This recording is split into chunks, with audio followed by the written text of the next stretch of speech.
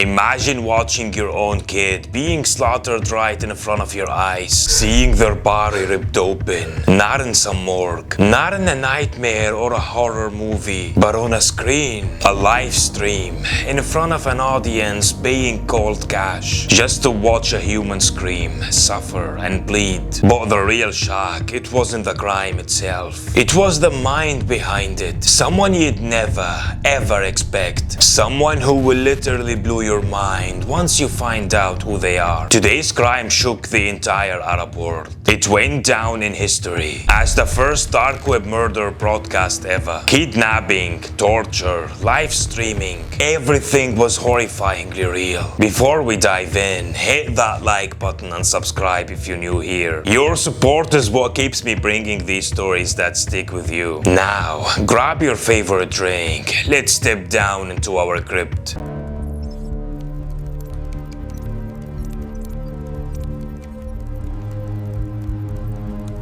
It was September 2023 in one of Cairo's working class neighborhoods. Ahmed, a quiet, polite 15-year-old kid. No trouble with anyone, just a normal kid. That morning, he left the house just like any other day. Told his mom he was going to meet a friend and he never came back. The day passed, then another, still nothing. His phone was dead, no messages, no trace. His mom started falling apart. His dad running from one police station to another, while the family plastered Ahmed's face all over the streets, asking anyone who might have seen him, but nobody did. It was like the earth had swallowed him whole. Then, something happened nobody expected. A security camera on a nearby street caught Ahmed's last moment, walking beside a tall man with a beard, wearing a white shirt and glasses. The guy, his name was Tariq. In that clip, it looked normal, like they were friends, maybe relatives. That was Ahmed's last frame on camera. Before the police could even move, the neighbors started noticing something weird. A horrible stench was seeping out from Tariq's apartment upstairs. Curiosity turned into serious alarm, so they called the cops, who were on their way to capture him after they saw the surveillance cameras. The police arrived and broke down the door carefully. What they saw inside shocked them to the core. Ahmed was there, but not Ahmed anyone knew. His body laid out on a table, chest ripped open,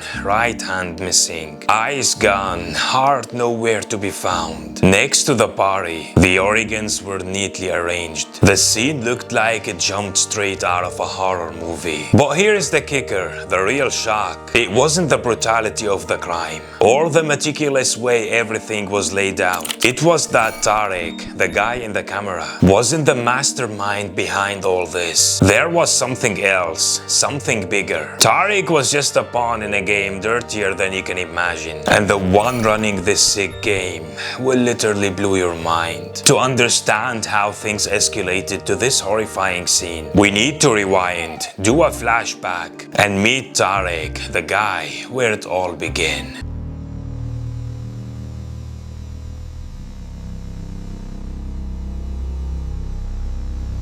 Tariq, a 29-year-old guy from Aswan, Egypt. Educated, learned, but never really got a shot to use his degree. For years, he worked in the local cafes as a waiter. A simple, boring, almost normal life. Nothing in that routine hinted at the horror that was coming. But Tariq wasn't always in Cairo. Back in Aswan, he had a rough love story. He fell for a girl from his neighborhood, dreamed of marrying her. But there was one big problem: money.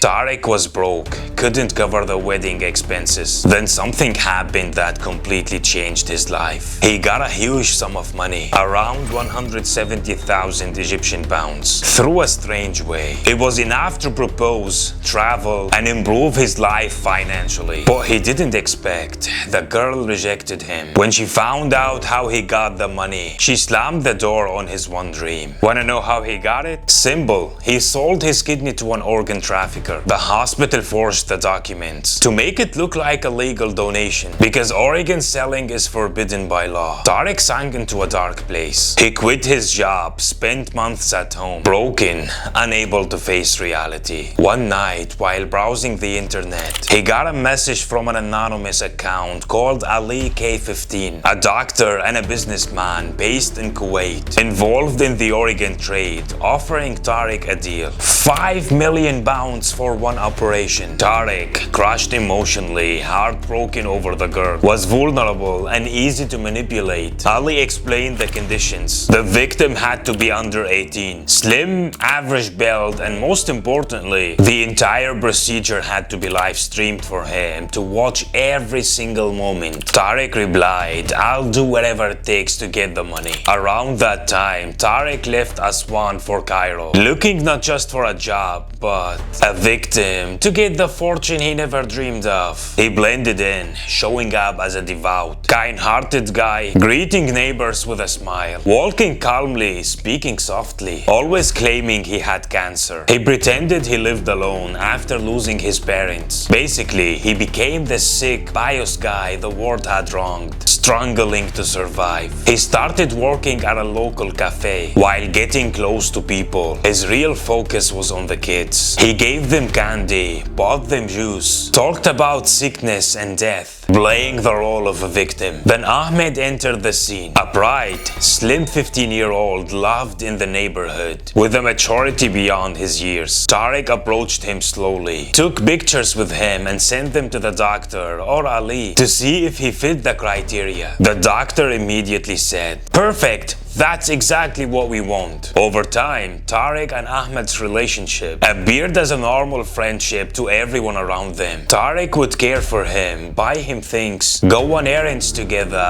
laugh, share lunch. It seemed simple, visible, harmless, nothing to raise suspicion. Over 6 months, Tariq and Ahmed's relationship developed. Every moment carefully calculated. Cafe meetups, little errands and meals together, short walks through the streets, always in plain sight, so no one would get suspicious. Everything was part of a bigger plan. Every step was watched, every action accounted for. Then came April 20, 2024. Tariq got instructions from Ali, buy some sedatives from the pharmacy, and tools he'd need to dissect and preserve the organs after removal. Tariq called Ahmed and waited for him after school. They met up and went to grab something to eat together. On the way, Tariq bought juice for Ahmed and without him noticing, slipped in 3 sedative pills. Ahmed drank it and half an hour later said, "I feel dizzy, really tired." Tariq replied, "Come on, let's go to my place. You'll rest a bit and then we will go out." Ahmed had no clue. He thought it was just another normal day, hanging out with an older friend. But the reality was far worse. They got to the apartment. Ahmed walked in first. Tariq followed silently and in seconds strangled him. The boy died in his hands. Ali was on direct call, guiding him step by step, telling him it was all recorded and monitored, and there was nothing to fear. It would be over quickly. After that, Tariq followed instructions meticulously, resulting in the horrifying scene we described earlier. When everything was done, silence fell over the apartment. Tariq collapsed to the floor. Ali spoke, "The organs are ruined. We need to find a new victim immediately." Tariq froze, couldn't believe what he heard. He shouted, "A second victim? Are you insane? I spent 6 months finding one person to lure here, and now you just want me to do it again?" The voice on the other side remained calm, eerily calm.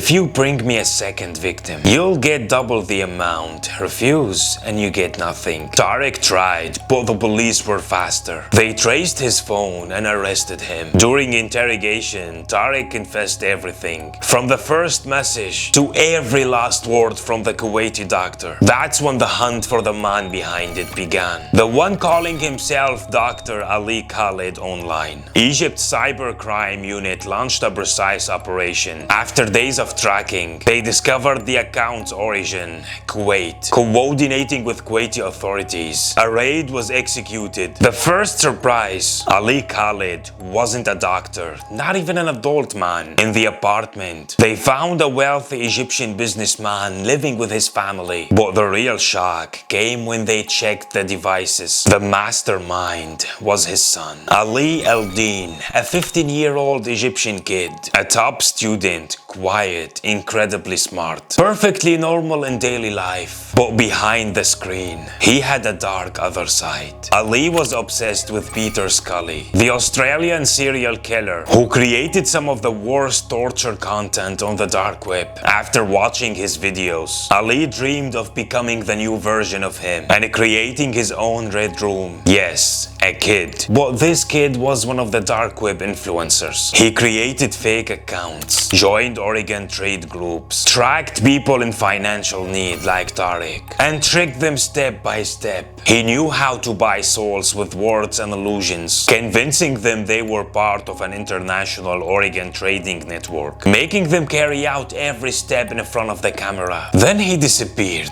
deleted accounts, erased evidence, leaving the killer to face their fate alone. Because who would believe a murderer when he says, "I was tricked by a kid online"? That's exactly what happened with Tariq and many others. Investigators found that Ali recruited dozens of people the same way, and the victims whose crimes were recorded and uploaded on the dark web exceed 20 across multiple Arab countries. He deceived his victims with promises of money, pretending to be a professional forensic doctor, talking about Oregon prices and surgical details to appear credible. But most of the information was fake. Even the drugs he mentioned weren't real, and to this day, the files remain open. No final verdict yet. Expected Tariq death penalty. Ali Eldin, due to his age, will most likely face life imprisonment instead of execution, leaving the world with a chilling question. Should he be treated as a minor or as a brilliant, calculating criminal? And so ends this episode. One of the strangest and darkest digital crimes in the Arab world. If you enjoyed the video, don't forget to hit the like and subscribe. See you in the next one.